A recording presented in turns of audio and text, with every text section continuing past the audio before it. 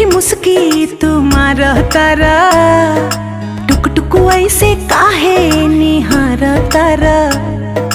देखतनी मीठी मीठी मुस्की तुम्हारा तारा, टुक टुक ऐसे काहे निहार तारा। कथी चले तोरा मन में सांवरिया, हटे हटावले ना हटे नजरिया हो, जनमा रे जान हो मधुन कलर सरिया। मन करे कहसली भरिया कवरिया हो, जनमा रे जान हो मधुन कलर सरिया।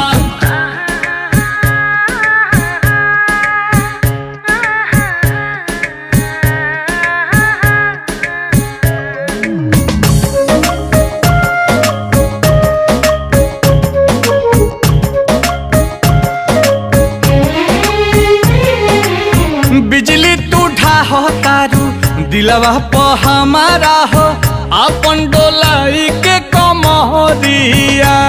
हवने ना तोहर लुटेरा, निरखेला कमर के घेरा। उठे अजब गजब के नासा, जनी ऐसे मतिया फेरा। सच हाँ के करेला मस्करिया हो, लागल बा फालती को लहरे झलरिया हो, जनमा रे जान हो मधुन कलर सरिया। मन करे कसली भरिया कवरिया हो, जनमा रे जान हो मधुन कलर सरिया।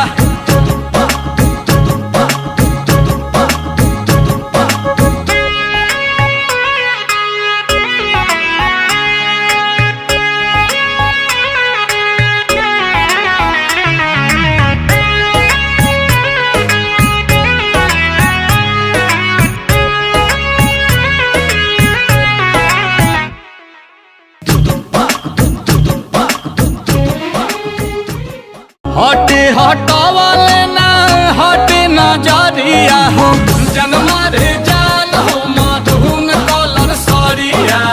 मन करे कहसली